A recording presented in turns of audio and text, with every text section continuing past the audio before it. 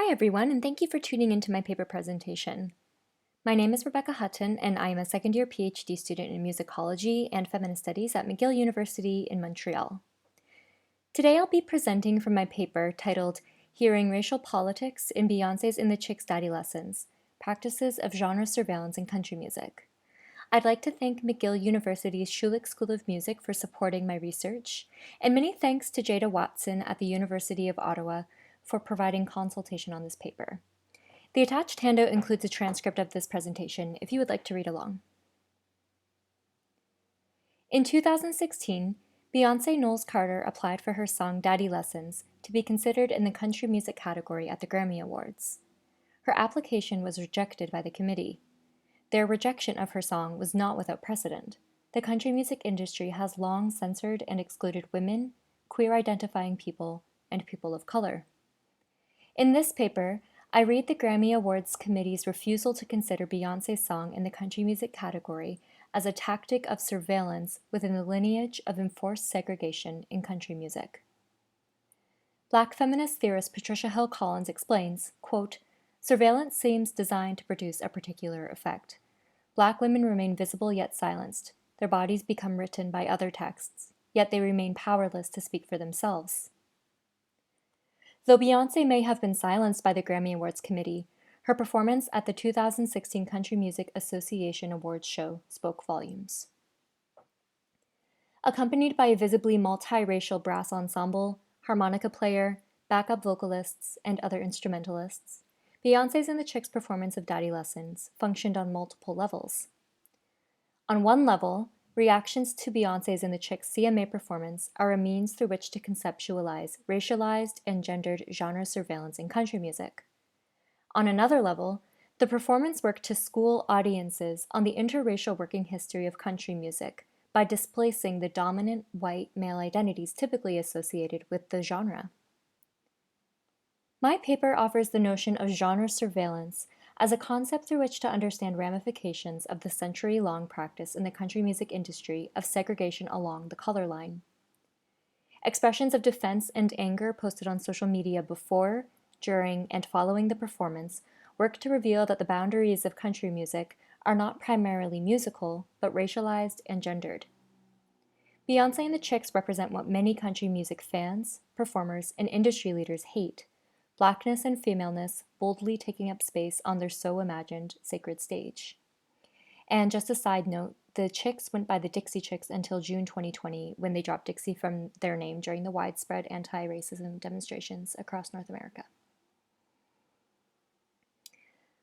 I will now briefly describe the performance itself, and you can find the song lyrics in the attached handout. From the beginning of their CMA performance, geocultural identification characterizes Daddy Lessons. Beyoncé and each member of the Chicks introduce the song by intoning Texas in a low voice. Texas, Texas, Texas, Texas came into this world. A New Orleans-style brass section fills out the song's harmonic texture and recalls the introduction to the Daddy Lessons music video in Beyoncé's visual album Lemonade.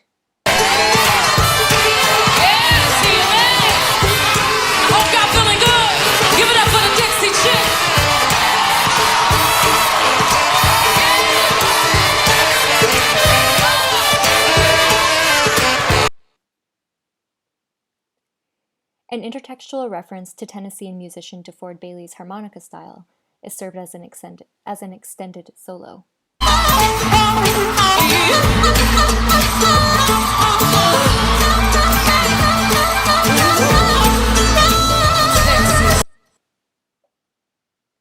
The lyrics outline a daughter's relationship to her father by reflecting on her youth and the lessons he imparted on her. Came into this world, Daddy's little girl, but Daddy made a soldier out of me. Daddy made me dance, Daddy held my hand, but Daddy left his whiskey with his tea. The father character in the song is a whiskey-loving, motorcycle-driving, classic rock fan, gambler, and guns rights advocate. He teaches his daughter to avoid men like him, And in the chorus, the lyrics are sung partly from the father's perspective. With his gun, with his head held high, he told me not to cry. Oh, my daddy said shoot. Oh, my daddy said shoot. With his right hand on his rifle, he swore it on the Bible. My daddy said shoot. Oh, my daddy said shoot. He held me in his arms, and he taught me to be strong. He told me when he's gone, here's what to do. When trouble comes to town, ain't like me come around. Oh, my daddy said shoot. Oh, my daddy said shoot. Commentary on the right to bear arms carries with it a complicated racial history. As Francesca Royster writes of the lyrics to Daddy Lessons, quote, in the 1960s and 1970s, the Black Panthers' embrace of the right to bear arms promised by the Second Amendment was a central aspect of their criminalization in the eyes of those who feared them, particularly the government of the United States, end quote.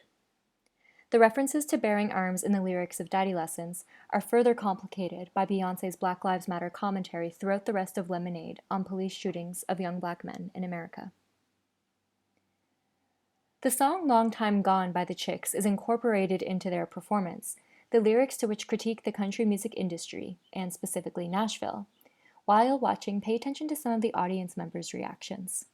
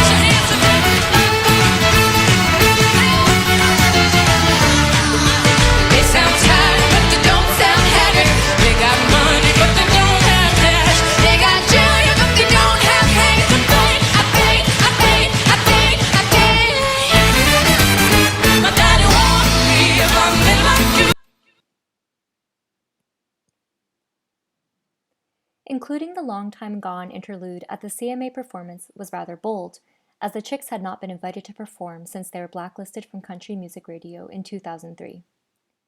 Combined with musical signifiers to New Orleans second-line style brass ensembles and Texan home places, Daddy Lessons can be interpreted as both an autobiographic statement of Beyoncé's multivalent roots, but also a broader reference to diasporic Black musical traditions. Additionally, the performance of the song at the CMAs acts as something of a feminist country anthem, in which Beyoncé aligns herself politically with the Dixie Chicks to critique country music's attitude toward non-Republican advocates. In the following section, I highlight some of the social media responses I analyzed. I collected and analyzed over 500 comments, and here have chosen to recount comments that represent the primary themes found in the social media response. These comments do not necessarily represent all country music fans, musicians, and industry leaders. However, they do speak to a broad swath of institutional perspectives toward and within the genre. Responses to Beyoncé's and the Chicks performance unfolded on social media platforms in real time. Country musician Travis Tritt was notably vocal, posting a series of tweets lamenting country music's absorption of and into pop music. Tritt tweeted, "I don't think there was anything country about it.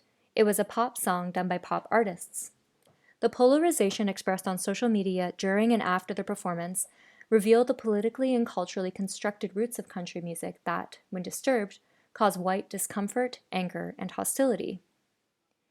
In an interview with Billboard magazine, an anonymous Nashville music manager spoke about the performance, telling the reporter, "I was sitting behind Alan Jackson, and he actually stood up from the front row and walked out in the middle of the performance, so I think that spoke volumes for the traditional, real country acts." This music manager positions country music as having a core of traditional, real musicians, a sentiment echoed by CMA viewers on various Facebook comment sections. One commenter wrote, "As if this isn't true country music as it is, you have to go and disgrace it even more with an artist that absolutely does not belong there. And as for the chicks, we won't even go there." This comment tips over into a xenophobic statement, absolutely does not belong there, an opinion shared by many others. One writes, "They had no business being on that stage while real country talent was sitting in those seats. This was an unbelievably disappointing and disrespectful decision." Pop music is seen to actually pose a threat of infiltrating country music and making it less traditional. Even the thought of mixing genres infuriates some CMA fans. "Are you kidding me? If we are watching the CMAs, that's because we want to watch country. If I wanted to watch rock awards, I would watch the rock awards. If I wanted to watch hip hop awards, I would watch the hip hop awards, etc. And I certainly don't want to see Beyoncé. I can't believe that you guys actually invited her to come on this program, especially over all the controversy that she has surrounding her. She is racist, she is anti-law enforcement, and she supports at least 2 terrorist groups that I know of. And let's bring back country music. Hashtag bring country back. Hashtag dump Beyoncé." Beyond pop and country musical genres being viewed as morally incompatible, the previous commenter describes Beyoncé as racist, meaning anti-white, anti-law enforcement, meaning anti-white, and a terrorist supporter due to her alignment with Black Lives Matter and the Black Panther Party, meaning again anti-white. The hashtag Bring Country Back itself is a thematic reminder of United States President Donald Trump's slogan, Make America Great Again, a statement that itself relies on antebellum nostalgia that appeals to white supremacist, xenophobic, anti-immigrant, and anti-Black ideologies. Others argued that pop music is morally decrepit due to its vulgarity, going so far as to use sexist epithets to denigrate Beyoncé. Wow, CMAs, are you really going to risk losing your devoted country fans by putting this skank on? She does not deserve the spotlight. She is a racist cop hater who dresses and performs like a tramp on stage. I started listening to country music a few years ago to try to escape from the moral decline of pop music. This is really a letdown. Beyoncé and the Chicks are considered to be anti-American and therefore the opposite of country music values, which are, one might think from reading these comments, exclusively pro-military and pro-police. For example, one viewer wrote, "No, just no. Beyoncé is the opposite of everything country and what it stands for. I am appalled that she was even there, much less performing. Oh, and with the Chicks also? No. The Chicks and Beyoncé have no respect for our country, and I have zero respect for them either." Beyond country as pro-military and pro-police, the Chicks are characterized as treasonous. "Hated it. Beyoncé is not country. She hates the blue and is a disgrace to our law enforcement. As for the Chicks, traitors. Should never have had either on the 50th anniversary. Way too much talent in the room that's way better than any of them put together." In an incident starkly similar to the sentiment expressed in the previous comment, the American record producer Buddy Killen recounts a story about a gig booked for African-American country singer Joe Tex in the 1960s. In Killen's memory, Joe Tex was kicked off stage by the white club owner, who yelled, "He ain't country, he ain't white, he can't be country." The overwhelming sentiment of these social media comments is that Beyoncé is not country, and outlining what they do think she is: anti-police, pro-military, and pro-black, anti-military, unpatriotic, slutty, R&B, pop, terrorist. These commenters provide a template of what they believe country music to be: traditional morals, pro-military, patriotic, pro-law enforcement, pro-white, only white. In the following section, I flesh out my notion of genre surveillance through an application of feminist citational practices and feminist killjoys to genre theory.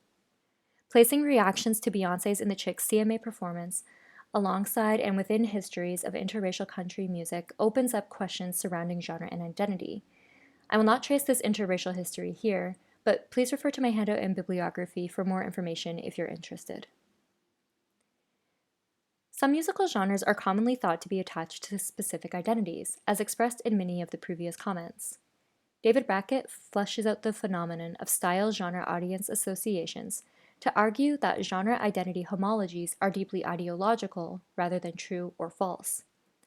Identification with the genres on an identity basis may in reality extend beyond the perceived homology, but as a lived experience is deeply felt as true by audiences and musicians alike, even when such homologies may have been fabricated by the music industry.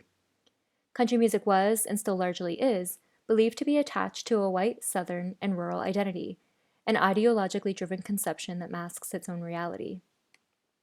Its solidification as legibly homologous with this identity in the 1940s and continuing throughout the rest of the 20th century renders musicians and audiences who are not white southern rural as illegible.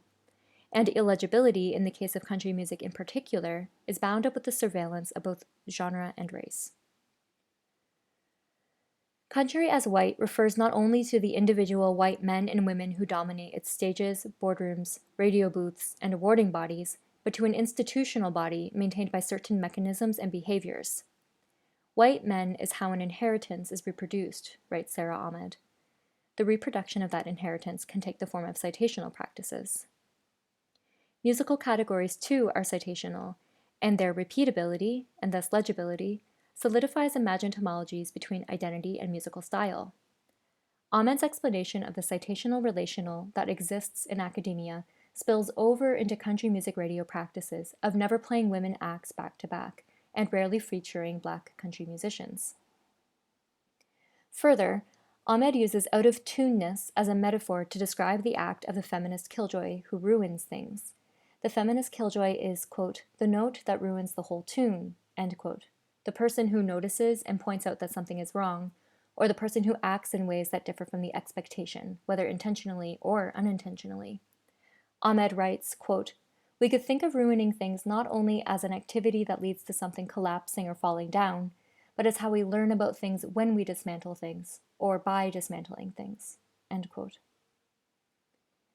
Beyoncé and the Chicks occupy the role of the feminist killjoy on the country music stage, and they are out of tune.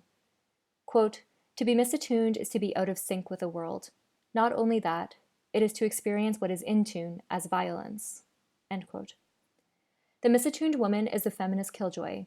The Black woman performing country music ruins it for white fans for whom Black and country is an illegible connection. We can see the misattunement of musicians who want to call themselves country, but who are surveilled out. Linda Martell, who was blacklisted by her former record label in the 1970s. Lil Nas X, not considered musically country enough to be on Billboard country charts. The Chicks, who were blacklisted after criticizing former President Bush in the Iraqi War. And Joe Tex, whose story I mentioned earlier. To be in tune is to be accepted, to comply with the norm. The inverse of the feminist killjoy may very well be the happy patriarchs of Billboard Hot Country, Luke Bryan, Lady Antebellum, or Kenny Chesney. Beyoncé and the Chicks' performance of Daddy Lessons at the 50th Annual Country Music Awards functioned as a moment wherein the perceived boundaries of country music as fundamentally wrapped up in white identity was challenged. However, the social media backlash to the performance threw into sharp focus the ways in which country music is heavily surveilled, not just by Billboard Radio and the Grammy Awards Committee, but by a determined collective of rigid fans. Daddy Lessons kickstarted important public conversations about race in country music by presenting an audible and visible challenge to the perceived homology between the whiteness in the genre, and placed onto the country music stage a lesson in its interracial working history. Not simply utopian in its imaginative scope, Daddy Lessons reckons with history to better understand the present, but also to point to the future. Following Daddy Lessons, Lil Nas X, Orville Peck, The Highwomen, Mickey Guyton, Jade Maya, Rissy Palmer, and other Black, women, trans, and queer country musicians have come into the spotlight, consistently pressing against and shifting the supposedly rigid confines of country's identity-based signifiers.